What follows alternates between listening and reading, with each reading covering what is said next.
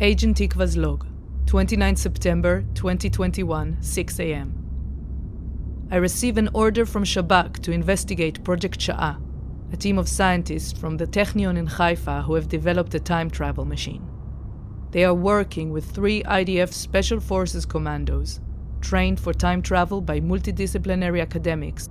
Their primary mission: go back to pre-war Germany and kill Hitler. The project went dark 2 months ago.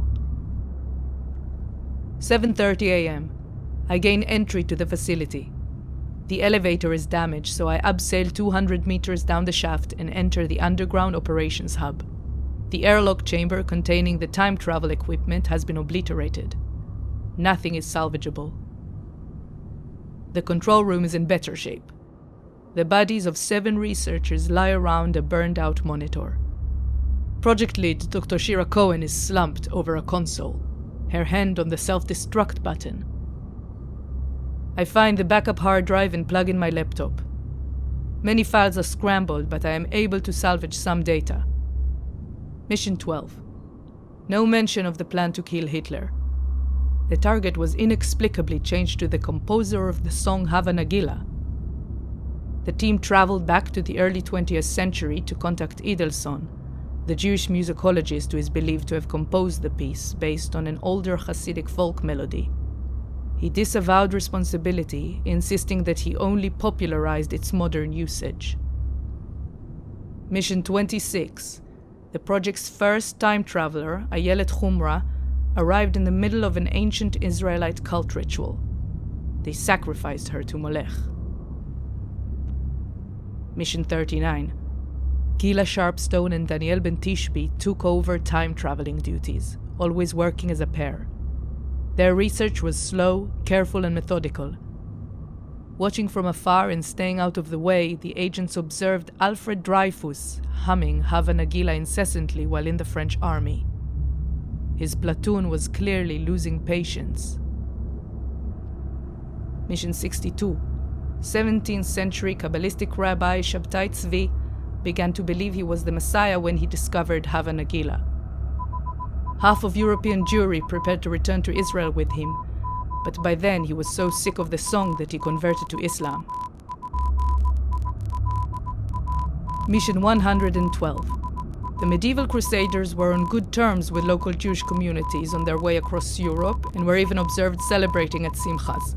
But after they heard a shtetl wedding band perform Hava Nagila, they slaughtered all the Jews in that village and every Jew they found on their way to Jerusalem. On the long marches between massacres, crusaders could be heard muttering, "The horror, the horror." Mission 301. Jerusalem, 69 CE. A delegation of Jews wanted to end the siege of the city peacefully until they inadvertently sang Hava Nagila and were overcome by murderous rage. The Sicarii, as they became known, went on to kill hundreds of Romans and Jewish sympathizers. Months later, the Jewish temple was destroyed. Mission 612, 1512 BCE. Ben Tishbi and Sharpstone got a positive ID on Moses, confirming that he existed. Irritated by the Israelites constantly singing Hava Nagila, he forgot the Almighty's precise instructions and hit a stone he was trying to coax water from. Blood poured out of the rock, and as a result, Moses died without setting foot in the land of Israel. Mission 938. The timestamp on the final video indicates it was recorded the day the facility went dark. Sharpstone and Ben Tishbi located the source of the song. They traveled to the Garden of Eden, which turned out to be in a car park in Ilford, Essex. They observed a naked woman talking to a snake. She picked a fruit from a tree. When she took a bite, Hava Nagila poured out of its core. The sky went dark.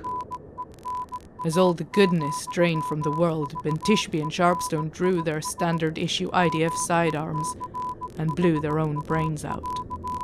I drop the laptop. Hava Nagila echoes in my skull. My ears are bleeding. Hava neranena. Hava neranena. הווה נרננה ונשמחה. הווה נרננה, הווה נרננה ונשמחה.